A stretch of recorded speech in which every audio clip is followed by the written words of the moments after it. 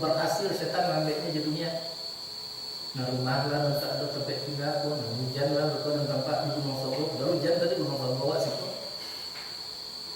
Ya, enggak, itu seadanya karena ya jatuh gitu, karena itu.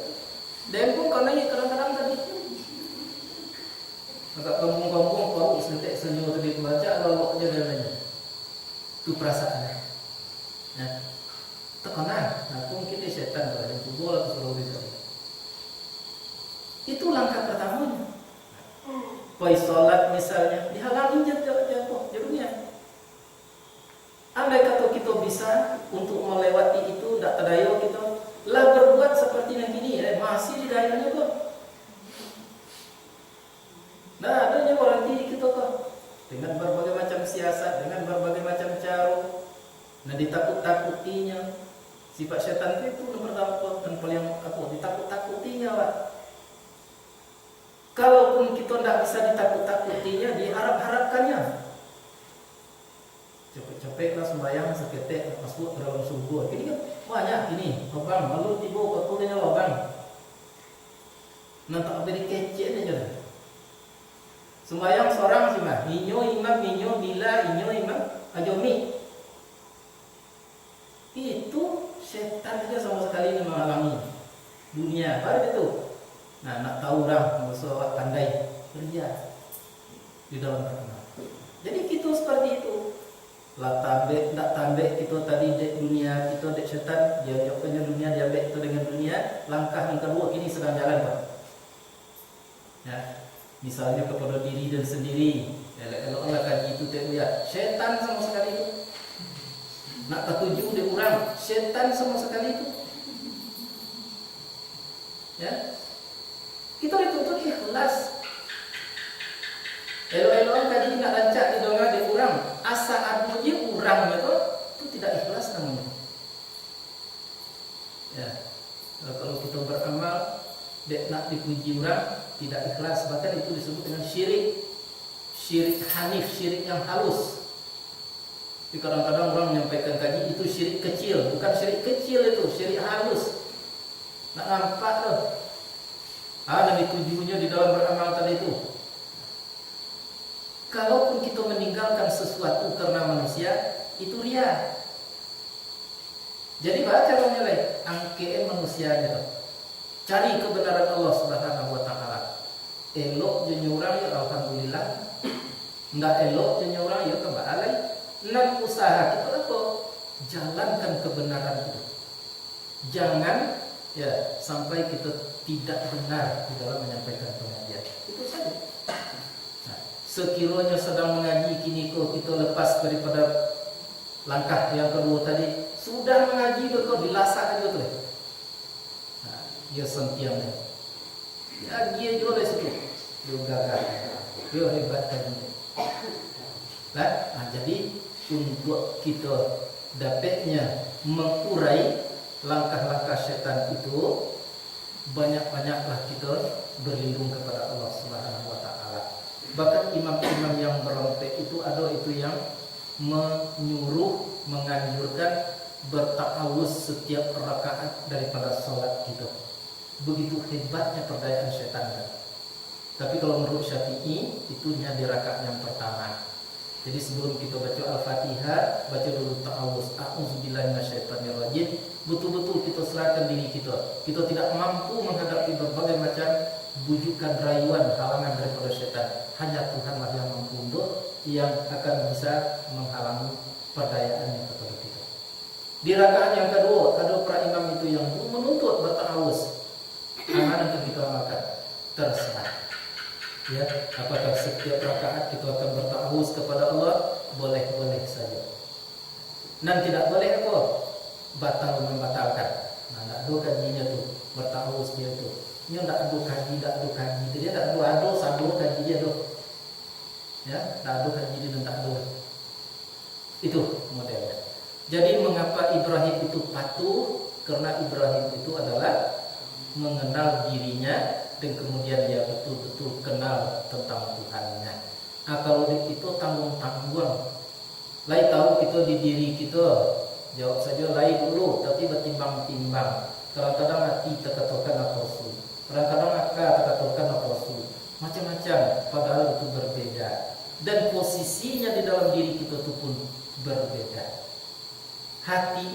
ibarat seperti seorang raja. Nafsu itu adalah ibarat seperti kudo. Nafsu, ya. Akal itu adalah ibarat seperti kusie, dunia itu, amalan itu adalah ibaratnya seperti rumah-rumah bendi. Dunia adalah penumpangnya. Tentu itu. Kalau ada nabi macam itu, nabi maka macam itu tak ada bendi segitu. Kudo lah ya, bendi lu nak tahu segitu. Oh bid'ah itu, maaf bid'ah itu. Ya, itu kebaikan yang kita cari. Jadi kalau andai kata kita tidak tahu dengan diri kita, itu akan bertimbang-timbang nanti. Kalau akal tadi menjadi kusia, ada harapan betul yang akal menjadi kudo. Ya kalau nafasu tadi menjadi kudo, ada harapan betul nafasu menjadi kusia. Nah, itu kadang-kadangnya wacatan kurak di berpikir, latar dia nafasu adalah menjadi kusia tadi. Ya, lahaka namanya lorendi, kira-kira boleh itu. Banyak awalnya dalam hidup itu banyak itu aja itu. Tanda-tandanya apa? Kalau nafasu menjadi kusia, indah penyentuhan iyo nyo kalau yo nafasu. Baragi godang ke inyo, berjalan berduanya nak di tengah, tempinya nak di atas, bagi godang kawat. Kalau dah itu tak senang hati, tandanya menjadi kusia. Tidak akal tapi sudah nafsu. Apalagi betul kalau nafsu dan apa tadinya dan nafsu tadi sepakatnya pun nyo nak menjadi kusia hati pula lain nak menjadi kudo tambah bahaya.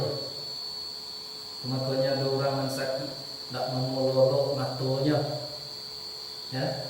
Ini ke baru-baru ke dapatnya dari seketik tak mau lalu betul dan beruya abadi biologis saya bisa aja katanya memang jadi jelas kita ya. Nah pinjaman pengaji jangan minum biologis lolok senang itu.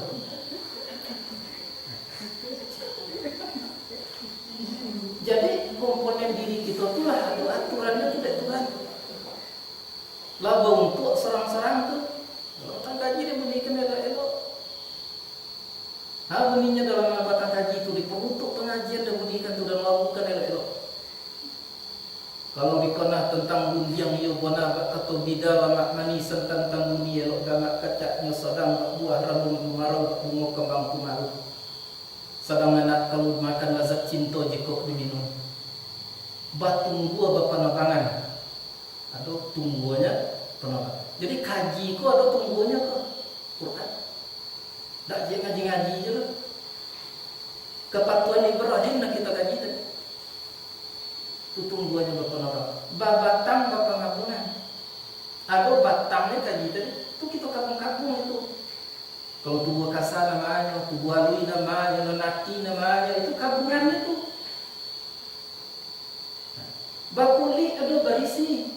Tiok nabi sabit tadinya ada makna tersimpan. Baloka ada makna.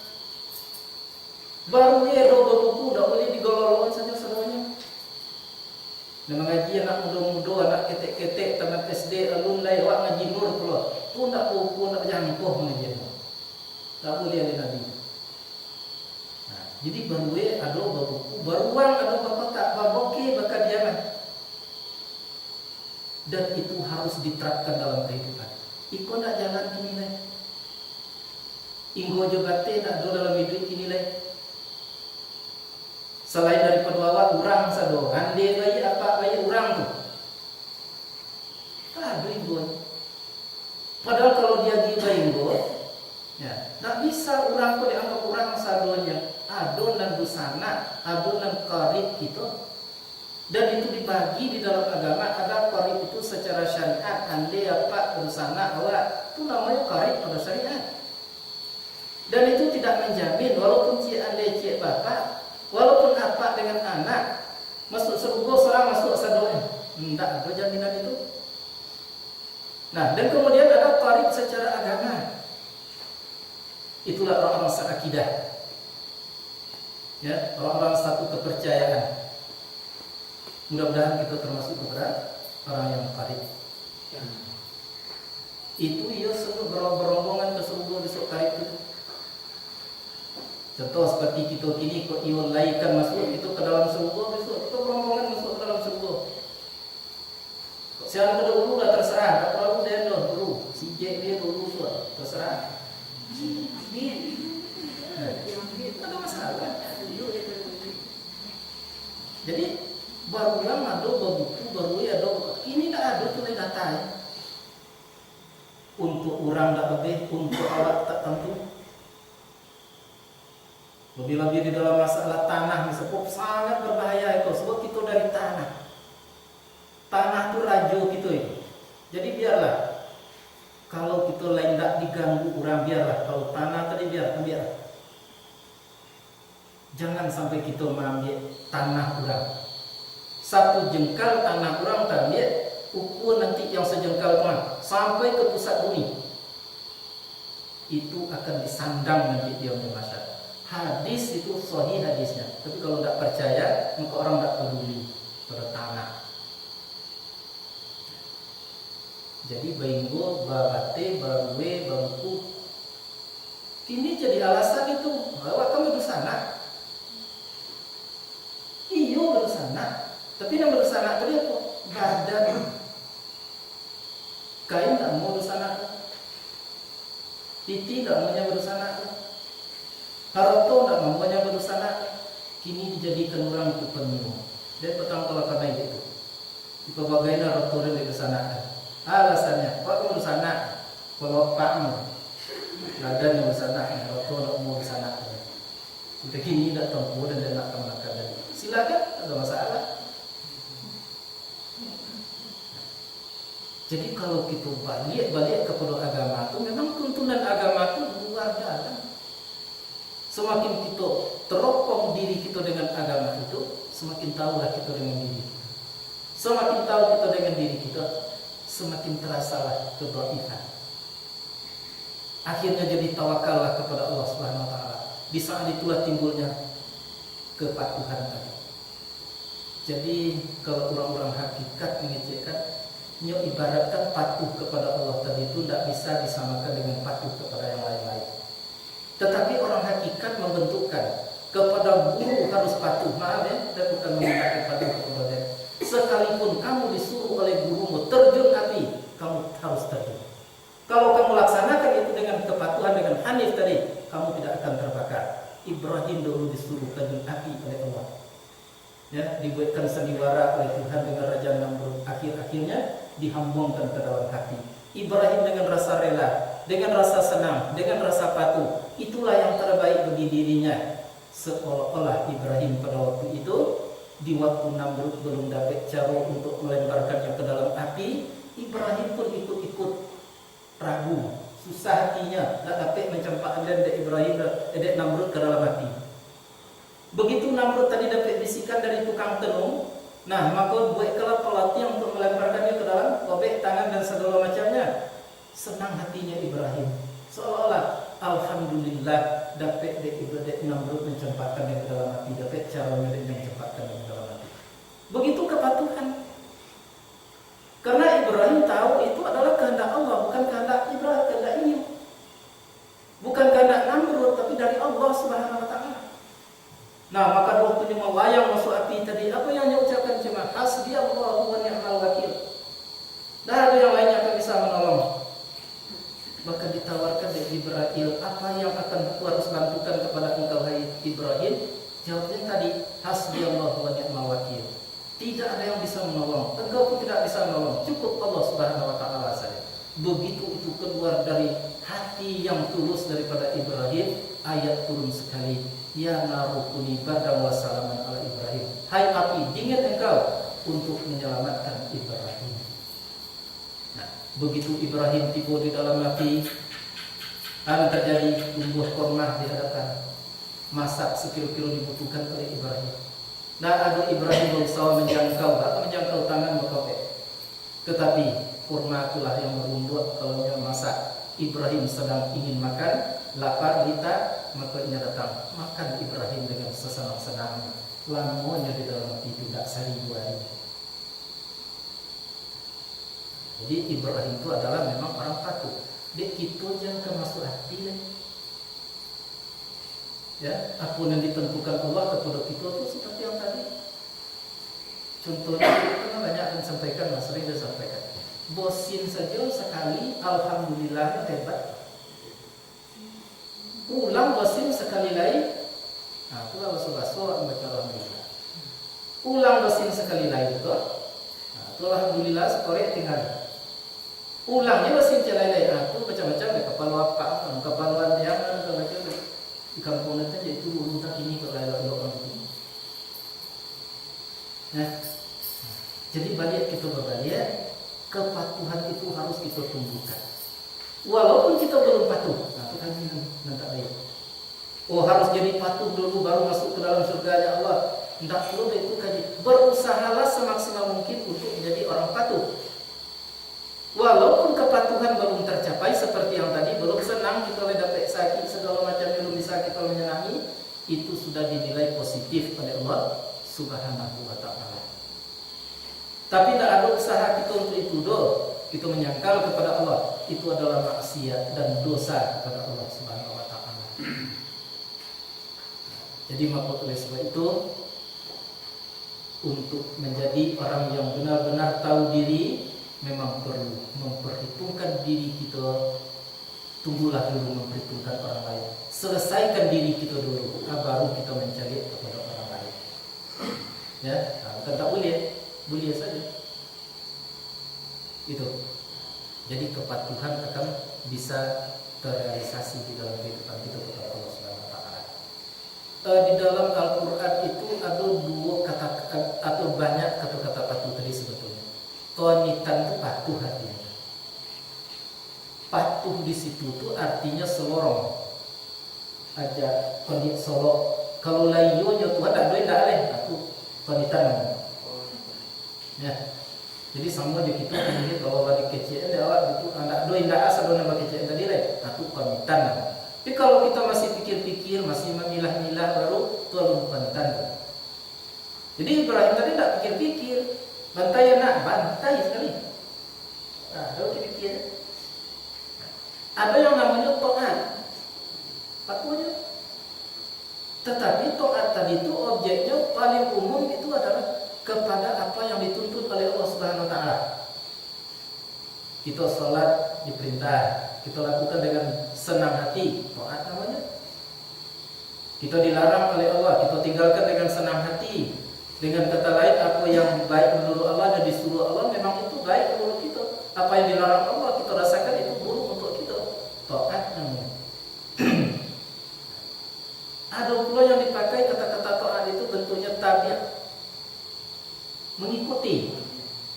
Nah, itu pada umumnya itu berlaku adalah untuk menyeleksi perbuatan-perbuatan yang harus kita contoh. Sehingga kita di dalam beramal ada dua. Satu harus ikhlas, yang kedua ittiba' Rasul. Ittiba' Rasul mengikut kepada contoh-contoh yang dicontohkan oleh Rasulullah SAW. Nah, di dalam masalah ittiba' Rasul banyak terjadi perselisihan. Ya. Setiap perbuatan yang dilakukan tidak ada contoh daripada Rasul, itunya salahkan, tidak. Banyak contoh-contoh. Seperti misalnya kalau mati seseorang, nah lalu berdoa di hari pertama sampai hari ketiga, baca Quran, tahlil di situ, tidak dibuatnya dari Nabi dulu. Itu tidak ittiba' Rasul, kecil itu. Sampai-sampai itu disalahkan, sampai-sampai itu kadang-kadangnya dibid'ahkan dan lain sebagainya. Padahal kalau dikaji, yang namanya kebaikan itu tidak harus seperti yang dicontohkan oleh Nabi, atau tidak harus seperti apa yang dibuat oleh Nabi. Yang namanya kebaikan, ya itu akan berbeda. Walaupun kita tidak mungkin mencari materinya yang kita sampaikan, tetapi ada itu hadis Nabi saja dulu ada yang disepakati oleh orang sahihnya. Kemudian karena berkembangnya ilmu pengetahuan, ada yang mengatakan hadis itu tidak sahih. berubah, tergantung kepada ilmu pengetahuan. Kebaikan itu pun berubah. Istilah pun dalam Al-Quran itu bisa berubah. Kalau dahulu, ya, semasa orang-orang salaf dahulu rata-ratanya mengartikan zarrah itu adalah hijau sawi, hijau bayam. Masih ingat tuh kita orang tua kita masih seperti itunya mengartikan, menafsirkan zarrah. Tapi ilmu pengetahuan berkembang. Ternyata yang zarrah itu artinya bukan hijau bayam, bukan hijau sawi, tetapi adalah benda yang terkecil. Dikarenakan bertambahnya ilmu pengetahuan, berkembangnya ilmu pengetahuan, semakin terjadi, terbukti dalam penyelidikan, banyaklah yang masih halus, lebih kecil daripada hijau bayam. Dan molekul lah, atom lah, dan segalanya lah namanya. Dan tidak tertutup kemungkinan semakin maju dunia, semakin dipenuhilah oleh orang nama-nama yang lain. Jadi tak ada salahnya kalau zarrah itu kita artikan saja dengan benda yang terkecil sekalipun.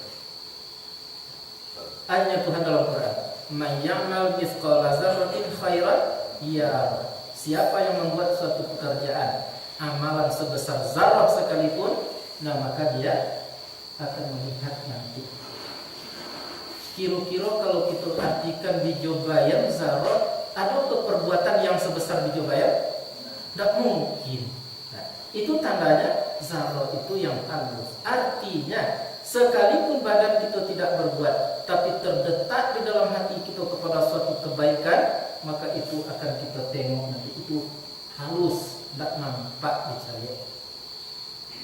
Berakibatnya Tuhan doa, "Mayamal mithqala dzarratin khairan yarah." Bahkan di situ dikatakan oleh Allahnya yarah, melihat dia nanti, bukan menerima.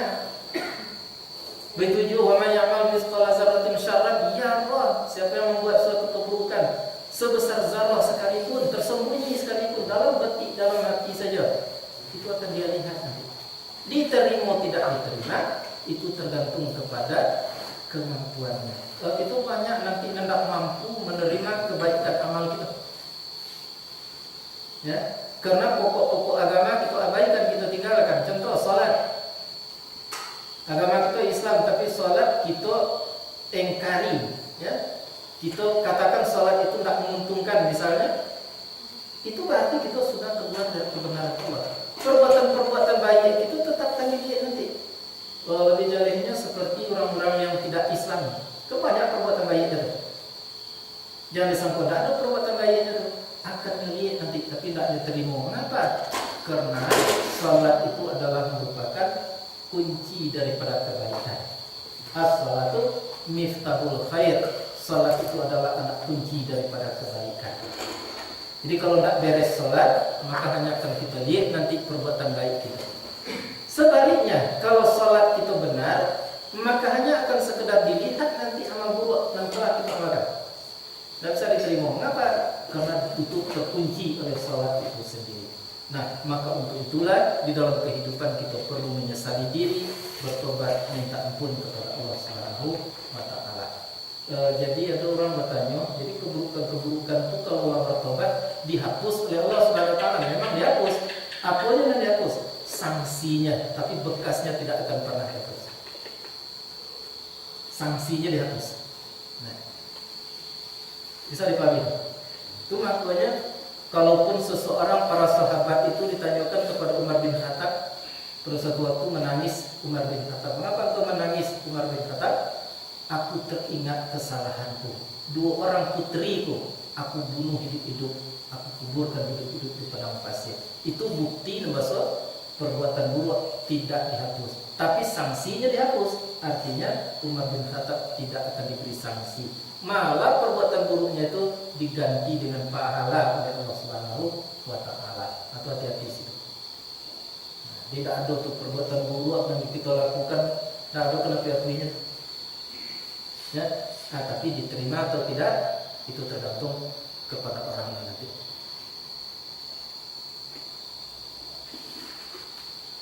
Nah, kembali kepada persoalan pokok, ingin jadi orang patuh, jadi nabi boleh nanti dulu. Ingin jadi orang patuh, sering-seringlah mengenali diri. Siapapun kita, laki-laki atau perempuan, semakin kita mengenali diri kita, semakin bisa kita mengenali Allah Subhanahu wa taala. Pada waktu itu akan terjadilah suatu pengertian yang pakai di dalam diri bahwa apa yang baik menurut Allah kita tidak ragu-ragu, itulah kebaikan. Apa yang dikatakan buruk atau yang dilarang oleh Allah, itulah keburukan, itulah qanitan lillah. Hanifan, tak ada babalik kalian, tak ada tanya-tanya iyo elok atau tidak, ada. Karena kebenaran. Walam yakum minal musyrikin. Kunci bahwa Ibrahim itu tidak pernah masuk ke dalam golongan orang-orang musyrik. Kita tidak akan bahas syirik. Ya, syirik itu ada yang halus, ada yang kasar. Nah, ada orang mengecilkan ada syirik itu yang kecil, ada yang besar.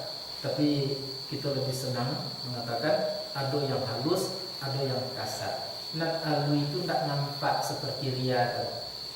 Ya sholat, rancak sholat, rukuk lama, sujud lama, bacaan yang tak tanggung-tanggung, Allahu Akbar, turut bunyi kerambi jatuh ke dalam tobek, bat itu tak tanggung. Ya, tapi di dalam terletak suatu keinginan menuju selain Allah Subhanahu wa taala, khususnya manusia. Itu syirik. Syirik kecil kan itu tidak, tapi itu adalah syirik halus, sulit oleh manusia untuk mendeteksi itu.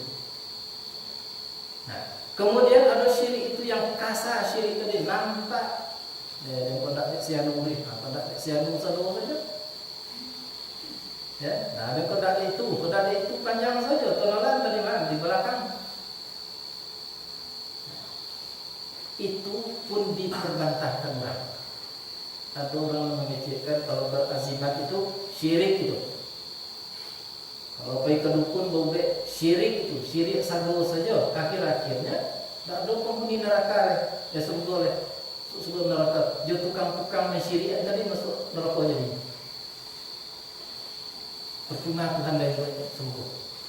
Padahal kalau kita kaji, apapun di muka bumi itu nilainya adalah ganda. Kecuali keburukan yang telah mutlak buruknya, seperti pembunuhan. Itu pun masih ada baiknya kalau pembunuhan tadi secara benar. Senjata itu dikaji. Nah, senjata tang, bunuhlah mereka, tangkaplah mereka. Masih ada baiknya pembunuhan. Tapi di mana baiknya? Aku jangan kaji. Cemburu misalnya, ada baiknya, ada buruknya. Jadi kalau kita pandai cemburu, berpahala. Kalau tidak pandai cemburu, dosa. Apa artinya tuh?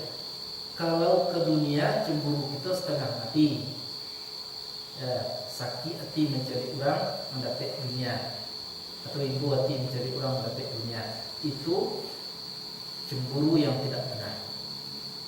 Tapi cemburu itu juga bisa mengantarkan kita kepada pahala.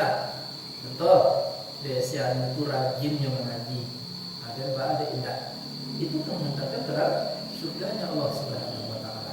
Jadi jangan lupa, bisa buruk bisa baik. Azimat tadi pun seperti itu.